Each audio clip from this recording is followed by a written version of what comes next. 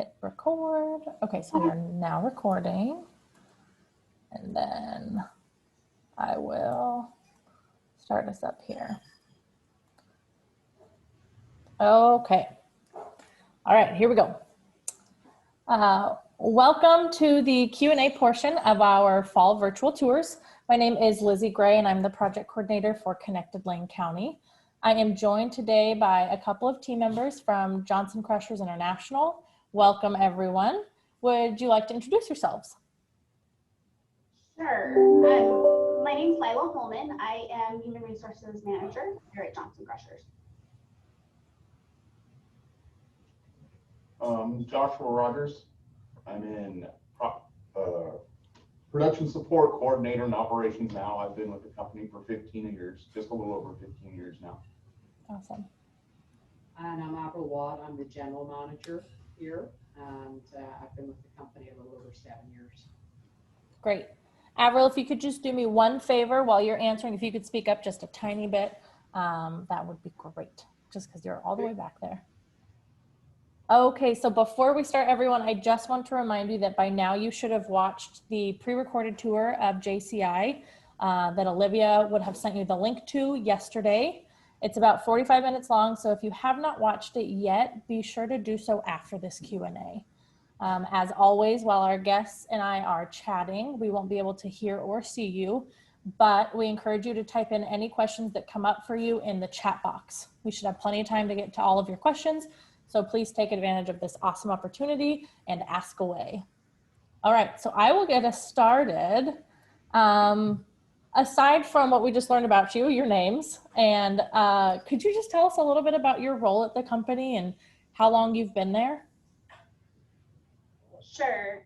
So I'm a Human Resources Manager. I've been here about 3.5 years.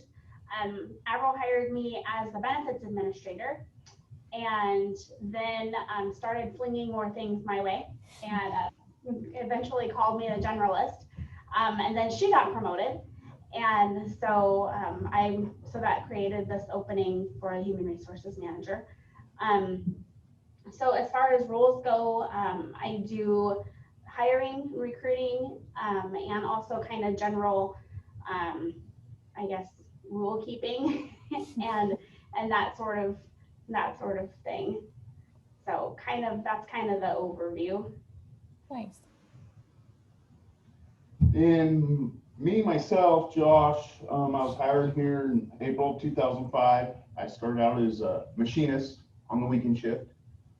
From there, I got the opportunity to move up to different machinist classifications. I ended up moving to swing shift. I was a machinist on swing shift for a while, became a machinist lead.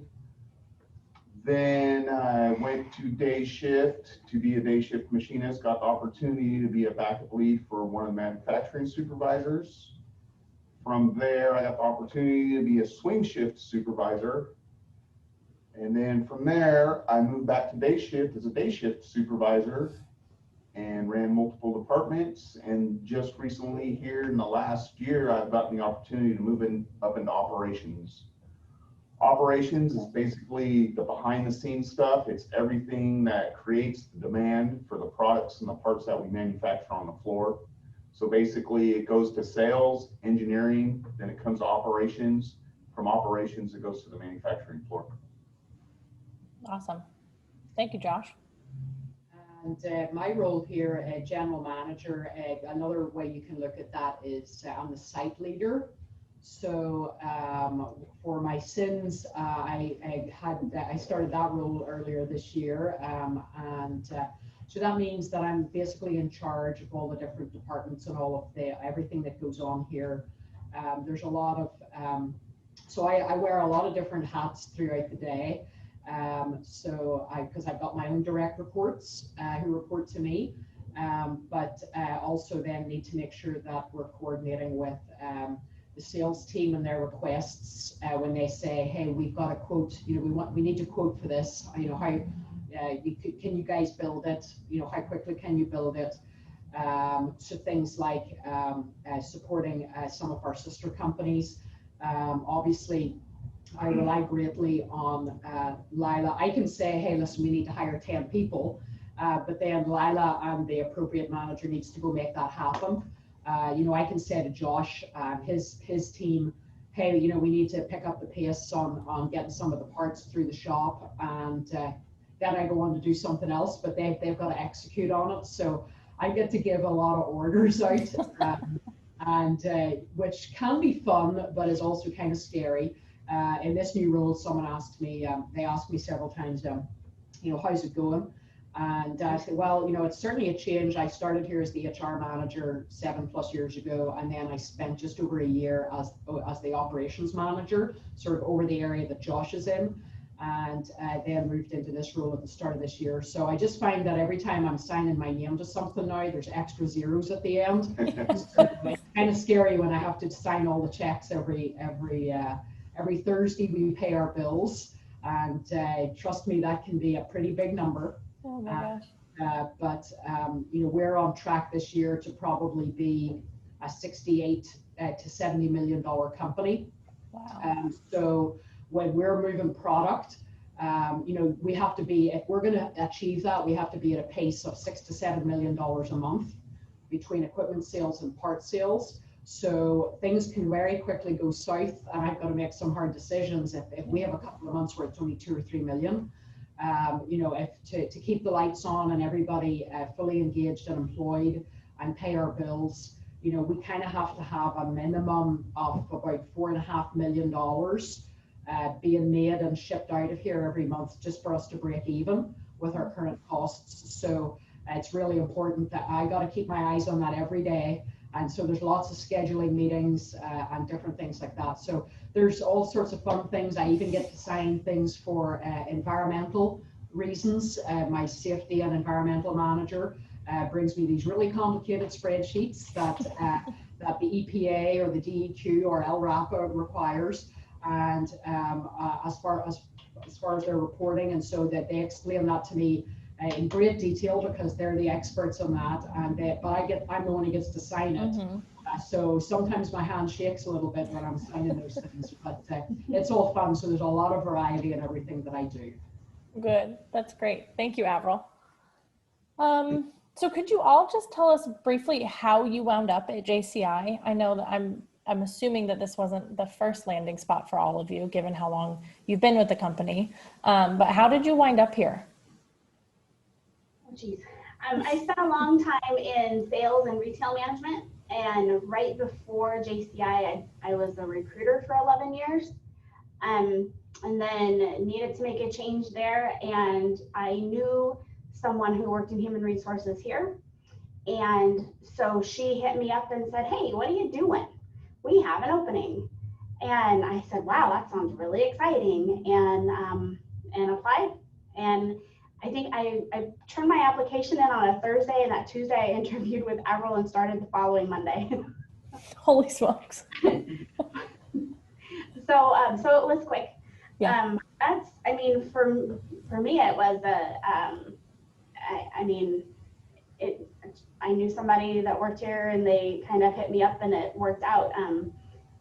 So not a super exciting way, but I have found that since then, and also just hearing other people's stories, that's kind of a common thread, is that the company really looks for fit. So people who fit within the organization.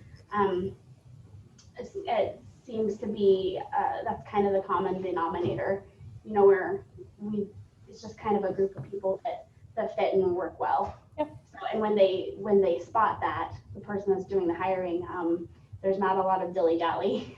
Right. They're eager to get you in. That makes sense. Yeah. What about you, Josh? A little similar to Lila. Back then I was working at another local machine shop, a lot smaller place, privately owned, kind of a mom and shop place. We had a machinist crew of 8. There wasn't a lot of room for growth there. I had an acquaintance that worked here at JCI, and he got a hold of me and said they were looking for a machinist. He goes, you should apply. And he had me use his name as a reference, and pretty much the same thing as Lila. I came in, interviewed. 2 days later, I got a phone call, when can you start? And I've been here ever since. Wow. My story is a little bit different, in that I was part of a management team up at an electronic manufacturing company in Tualatin, Okay. just south of Portland, and had been there for several years. And we were bought out by a bigger company. And so after a time, the decision was made to move a lot of the manufacturing offshore into other countries, which is kind of a little bit of a battle that, you know, any type of manufacturing has fought over the years. And so I was asked to stay on to be part of the team to help close the facility down. So that took about a year, and we were getting pretty close to it. And I thought, I should be looking. And so I initially, you know, went to the Craigslists of this world and the Indeed.coms and said, you know, something within a 20-mile radius, because, you know, I got my own little home and I want to stay there. And I applied a couple of places and interviewed, and they just couldn't find a fit. And I remember one day distinctly sitting at lunch, and I thought, I'm going to make the search wider to 100 miles, which I know that means I'm going to have to move, but, you know, let me see if I can get a bite. And the first job that came up was the HR manager at Johnson Crushers in Eugene. And I was like, and I read the job description and thought, perfect. Oh my gosh. So I put my application in and was invited to come down. So I drove down 3 Wednesdays in a row. I had 3 days of interviews for that position. And man, I was vetted big time, and had a tour of the facility, and I was made an offer on April Fool's Day, April 1st of 2013. And I started here on the 22nd of April. And in that time, I sold my home in Tualatin. I bought a home here, and I relocated. And then I lived in a hotel for 5 weeks down here. Oh my gosh. Drive down on Mondays and live in a hotel during the week, and then go back to pack my house up. And then I moved into my home down here in May of that year. So 2013 was a bit of a crazy year for me. I was going to say, not busy at all. So, Holy smokes. and that was a whole new experience for me as well. But to Lila's point, I really felt a fit for personally, and I think that's important for the students and any teachers or to hear that, you know, we really as an employer try to treat it as a two-way street. I'll say to people, hey, listen, you need to put on the JCI coat and see how it fits. Right. And if it doesn't fit, then, you know, don't make a wrong decision and make a move that you're going to regret. Absolutely. We're interviewing you to see if you're a fit, but you need to feel the same comfort level with us. We say that to students all the time. Is, you know, an interview is not just about you being interviewed. You're also interviewing your potential employer. Yeah. Yeah, that's great. And you all can kind of popcorn out these answers. But my question to you is, do you need any advanced schooling or certifications to be in the roles that you're currently in? So need, I would say these days, yes. I mean, previously, there's a lot of people who have worked up in organizations to become human resources manager. I don't think it used to be a need to have your certification, but in these days and with the current hiring climate, I would say yes. Great. So like a college degree in? If not a college degree, some experience maybe having worked up in another organization, right, and then achieved a certification level, or because a lot of the certifications require that you have a number of years of experience in different aspects and of the profession. So at least gotten the work experience somehow to qualify to become certified. And if not the work experience, then a degree. Got it. To become certified. Okay. As far as the manufacturing side, yeah, I'm gonna say not necessarily. Me personally, I don't have any degrees or anything. I took some small community college courses Fortunately, back when I was in high school, the county I worked in, they sponsored a career development kind of program, kind of like we have, but it was put on by the county. I basically went to school 3 hours a day and spent the rest of my day going to a class on different careers I was looking into. And then, for example, I want to say my first year, I worked 3 years at a Chevrolet dealership. So I was getting paid and getting credit for going to school at the same time. And I did that in multiple things. I was fortunate enough here at JCI, they put me through lots of leadership classes. That's great. Our APICS, which is our business system. So coming from the manufacturing side, no, a lot of our people come in from taking similar classes, like your CTE classes. So That's great. That's really good to know. I would say in my role, yeah, they're probably just where I am in the organization. Yeah, you would need some schooling. Yes, I actually have a master's in business. Wow. I don't think that you would need to have that level, but probably, you know, you'd need to have some business class exposure, but really it would be more at the junior management level, you know, to work your way into this. You know, speaking more broadly for, you know, some of the other positions that we have here, you know, we certainly give someone who applies for a welding position, we give them a test, a weld test. So yeah, that would, even before we interview them. So, you know, they have to show, they kind of have to get over that hurdle. Right. And does that mean that they've gone to LCC, or not necessarily? Some people have a natural aptitude. You know, they've taken the CTE classes in school, and maybe they've worked with Uncle Bob every weekend in his shop, and they can come in and they can do our well test. Others, you know, maybe haven't had quite that exposure, so they do a certification program. Definitely on machining, yes, there needs to be some at least college level education. There's a machine, as you know, there's a machine classes available at community colleges, and you know, because when we're showing, as if you watch the video, when Josh was talking about some of the machines, some of those machines are several $1 million. Oh yeah. And a part that you're putting in there to start working on, just the raw material was maybe $50,000. So you better know what buttons you're pushing. You're going to ruin the part, and you're going to ruin part of the machine, which then we've got to repair. So that's a very, you know, that's a very touchy subject. Yeah. But as far as people with natural aptitudes for, you know, we painters, warehouse folks, forklift drivers, people who can assemble. Think about a lot of the tools you would see used at a Les Schwab. There's a lot of those that we use, and a lot of those similar noises that happen in our shop.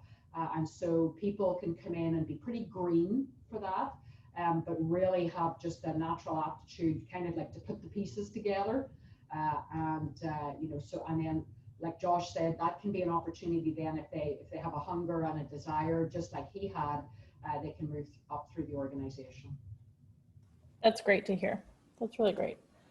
So this is a fun question, and whoever's inspired most can answer first. But what's the best part about working at JCI?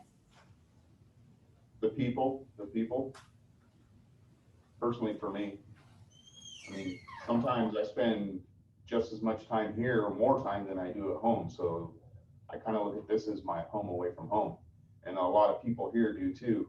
There's a lot of people here I work with that have been here 20 plus years that I've worked side by side with. So it's always nice to, you know, come to work like it's another family. You know, I've worked side by side with these people. I've worked underneath them. I've led them. I've worked personally with Leah, Avril on all kinds of different projects and stuff. So I'm definitely going to say the people is number one. I just find that here is a really open and supportive working environment. Mm-hmm. I haven't ever even heard of another place where it doesn't matter what department you're interested in knowing something about. If I go and ask the controller something finance or accounting related, Mm-hmm. she's going to have fun with answering me. You know, she's really going to give me a good reply. I'm going to learn something. If I'm interested in anything operations or production related, then I mean, they're excited. People love to share what they know, and I've never gotten the feeling like, you're the human resources person, why do you care? Right. Why are you asking me? Yeah, no, Right. it's all, oh, cool, yeah, come here, let me show you. And even encouraged. I mean, I've done job shadows out on the shop floor, Mm-hmm. and it wasn't ever, they were very welcoming. It wasn't ever, what are you doing here? It was, Right. hey, come here, let me show you. And we encourage people to do that, and just to kind of to get a feel for the whole place, because we do all have to work together, and you never know who you're going to be, working alongside at some stage. Mm-hmm. And it's really it's a supportive environment, and open door policy. It's not just lip service. Mm-hmm. Some days I have to close my door so I can get work done. And Avril does too. I mean, because it really is an open door around here, and so many people enjoy sharing what they do, and so it really does make it fun every day. That's awesome. I would say my adder there would be that it's still, after several years, it still blows my mind that we can bring in big old beams of steel. Far West delivers them on their big truck, and big old sheets of steel, and we produce the rock crushers and the screens that you saw in the video. Yeah. Some nights I actually go home and I think, now, was that by sheer luck, or are we really that good? Because we're working with old, I mean, we don't have everything's not state of the art. When we invest in those machines, like Josh said on the video, I mean, that's a long time. We're gonna keep that machine running.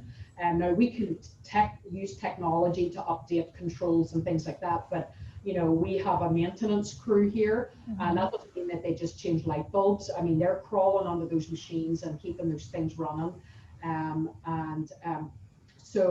But it's a complete team effort. Sales can go out and they can show fancy videos and get interest in our product. But if we can't, if Josh and his team can't provide all the raw materials, and Lila can't provide the skilled labor that we need, well, sales can sell all they like, but if we don't have any ability to make. And so it truly is a team effort until that warehouse guy puts all of the parts on a pallet and correctly bands it and straps it together and does the correct paperwork to send it out. And that's when we get to recognize a sale. Right. That makes sense. I figured for sure somebody was going to mention the Gold Rush show. That's old hat. Look at the video. How did they find you? How did they approach you? Are you the only company who produces these rock crushers, or they use screens from you guys, right? Yeah, that's right. There's other, I mean, we've got competitors out there. We've actually got a couple of sister companies that make screens. One of the Gold Rush guys lives in Oregon. I think that there was maybe a connection made at a trade show or something like that. And, so they kind of came knocking. Of course, they wanted it was free advertisement for us, but can we use it for free? So there was a little bit of give and take there. But yeah, that's obviously kind of always going to be a connection. Yeah, absolutely. And to Josh's point, our director always talks about wanting to work with people that she enjoys, like as much as it's her team that she kind of gets to select and choose who she hires. She talks all the time about how we spend more time at work sometimes than we do with our families at home. And so you better like who you work with. But yeah, that's really nice to hear all three of you mention that you feel like a family and you enjoy working with your coworkers. So I know that you all mentioned briefly CTE classes. What could students do right now while they're still in high school to better prepare themselves for a job at JCI or just in this industry? Any CTE classes available, metalworking, fabrication, automotive. I mean, automotive's considered assembly, if that's the career path they want to go down. Automotive can lead to not just assembly positions, it can lead to a maintenance position, metalworking, anything like that. I know some of the high schools are starting to get a little bit more involved in the machinist aspect of metalworking. So if they have an opportunity to get into that, I would highly recommend that. The majority of my career has been machining, and there's pretty much nowhere you can go in this world and not get a machining job. That's a good point. That's a really Pay good point. attention in math class. Yes, pay attention in math class. The decimal point is very important. So that's a great point. So could you each pull out like an example of when you use math in your job? So, well, in my job, it's kind of boring things because it's like spreadsheets and adding things up and things like that. But when I did the job shadow, I worked with one of the sawyers, and I had to cut a piece of tube steel on an angle that didn't go the direction I was in my head. I wasn't picturing it. And anyway, so like he showed me on the blueprint how to tell which direction the angle is actually supposed to go. So anyway, that's geometry. That's, measuring angles and paying attention like that. And that's, that's on the south end of our building is where the raw material comes in and things get cut. So that's like stage one of the production. So very important. And so you also, can't mess it up. don't mess that up. Yes.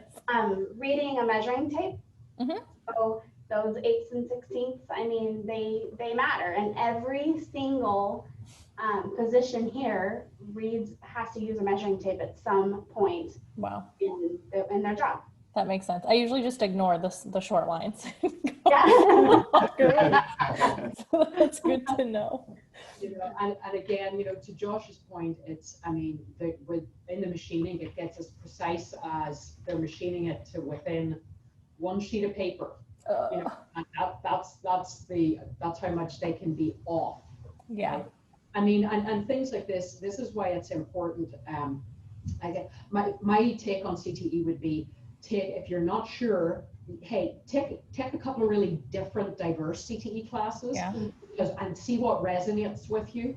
If it was more on the forestry side or the maybe cooking side or whatever that is, maybe Culinary. that's what. So it's more on, I like working with my hands. I don't mind a little bit of grease under my fingernails. I love turning something raw into something complete. That gives me a great sense of accomplishment. All of the classes Josh mentioned, woodworking classes, all those different things, because even though they can be somewhat diverse, you'll still learn valuable things like safety procedures, how not to cut your fingers off. When should you wear safety glasses? What sorts of gloves should you wear? And just even how you position your body away from out of the line of fire that we talk about. So all those different classes will start to give you an exposure to that. I would say that I'm always joking with the guys. Oh, and blueprint reading. Yes. Right. There's some of it is really pretty complex.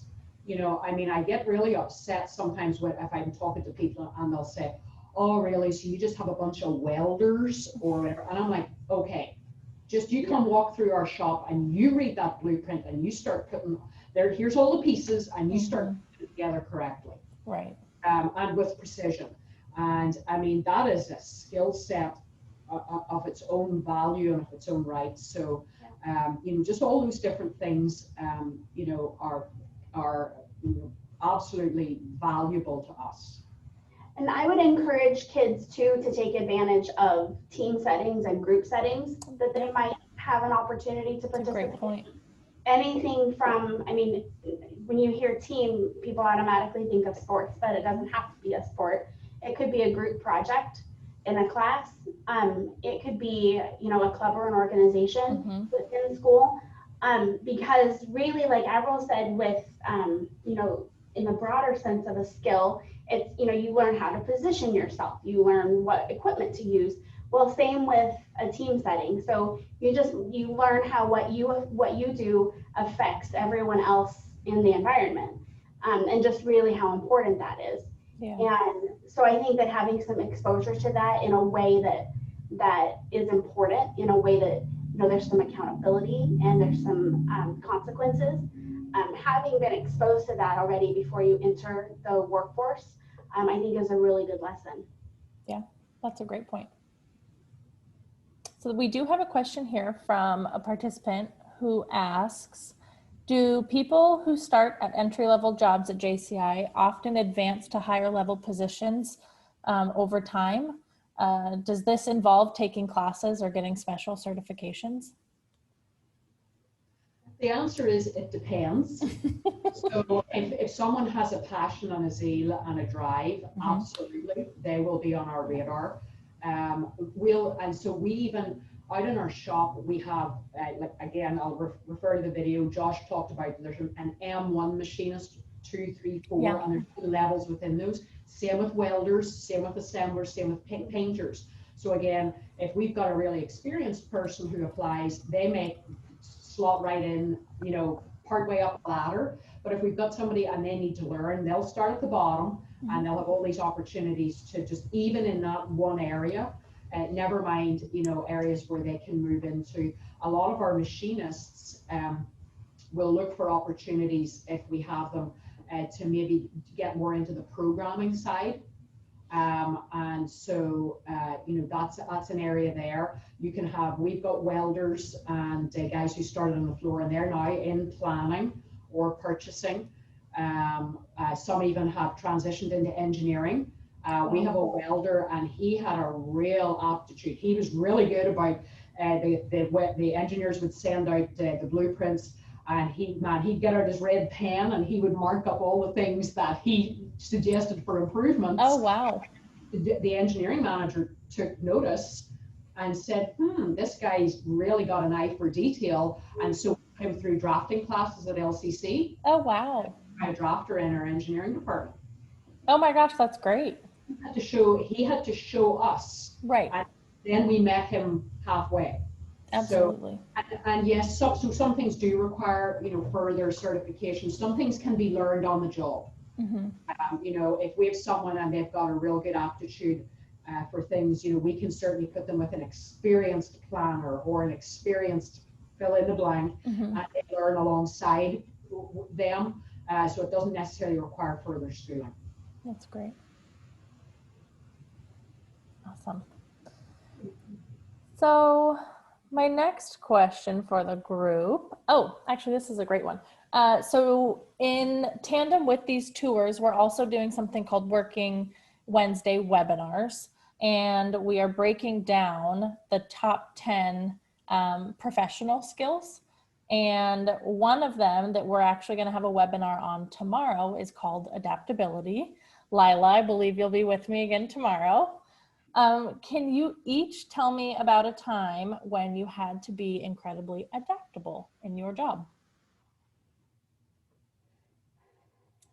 Well, pretty often. It depends. I mean, one example, first thing that comes to mind is recently we've had to adopt a lot of protocols around protecting our workforce from COVID-19. Okay, so that all happened really quickly.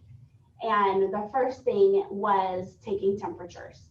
So I'm a human resources person. I mean, I don't know about taking, I'm a mom, I've taken temperatures, you know, but I mean, now we're taking temperatures at 5 in the morning, you know, and actually every one of us have participated in that.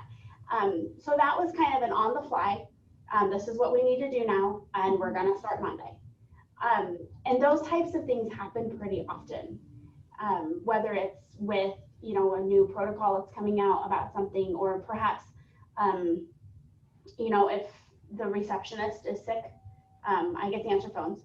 I'm trying to think of something a little, you know, bigger than that, but it's just being flexible and having a good attitude and being willing to learn something that you don't maybe need to know on a daily basis, or ever cared to know necessarily. It's a good thing. I mean, and being a team member that people know that, you know, they can count on for stuff like that. If you're just going to roll your sleeves up and roll with it, then, you know, those are good people to have around. Yeah, absolutely. That's it. Those are both great examples. Yeah, I would add to that, Lizzie, that, again, this is where you kind of, as you're growing into your career and thinking what you're going to do, you've kind of got to know what your personality, it's kind of like your risk tolerance. I've got some guys here and just give them the same thing to weld on, similar thing day in, day out. They want to rinse, wash, repeat, right? And they kind of get thrown off if we throw something different at them. Whereas there's other people and they like the variety, they like to be able to prove that they can pivot from one thing to another. And so there's lots of opportunities for that. So I think that that's important for somebody to recognize, in their personality, how much change can they tolerate?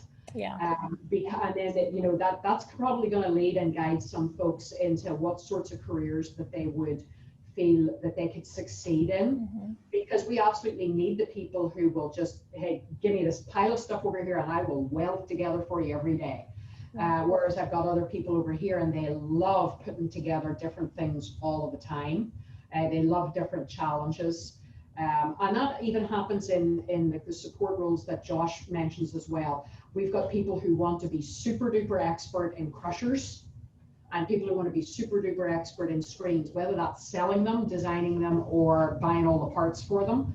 And don't give them anything else. That's what they want to do. Right. But we also need people who can do, hey, we've got this custom order from a customer that's going to be some new design stuff, new whatever, and there's certain people just excel at doing that. So I think that's really important for everybody to kind of find out and understand, because you can say, well, I'm highly adaptable and whatever, but then that can become a bit chaotic, and it can become very stressful. On the other hand, if you get too conservative and say, don't give me variety, well, then you can be bored out of your mind within 2 years and you're thinking, why did I get into this career? So I think everybody's going to find where they land on the spectrum. And as well as knowing that for yourself too, that's a really good point. It's kind of your risk tolerance, your adaptability, variety tolerance. As a manager, you have to know who those people are too, so, and you have to know who your steady eddies are and who are the people that you can throw weird stuff at. Because they don't usually work in reverse. If you have your steady eddy and you throw something crazy at them, You're going to hear about it. It turn out very well. Yeah. That makes sense. What about for you, Josh? Well, I'm going to say definitely almost every single day the last 9 months in this new position. I went from supervising the manufacturing floor, to a button-up shirt, a desk, computer, and learning all kinds of stuff. Yeah. But on top of that, just because I'm a production support coordinator in operations now, doesn't mean I don't help support the guys on the floor. I still work hand in hand with the machinists, the programmers, the engineers, some of our vendors, the supervisors, the production supervisors, because there's lots of knowledge out there that not everybody has yet, because a lot of people haven't been here very long. So, but I want to say in my new role, yes, definitely every single day.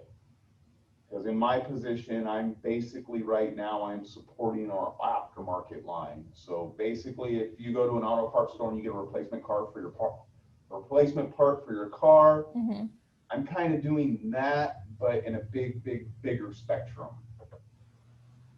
Much bigger equipment. And it's all brand new part numbers that it's probably going to take me another 15 years to remember. Memorize. Yep, that sounds about right. But I like it that way. I like change. I like to be versatile. I don't like the same thing every single day. I get bored. Yeah. Yeah, but like Avril was saying, I feel like the world needs both types of people in order to go around. Sure. So this actually is going to be our last question, but I'm going to frame it kind of differently. So Josh, you're the familiar face we all recognize from the video. And so I will ask you, after filming, and I'm not sure if you rewatched it, but after filming, is there anything that you felt like you left out or something that woke you up at night and you're like, oh, I should have said X, Y, and Z?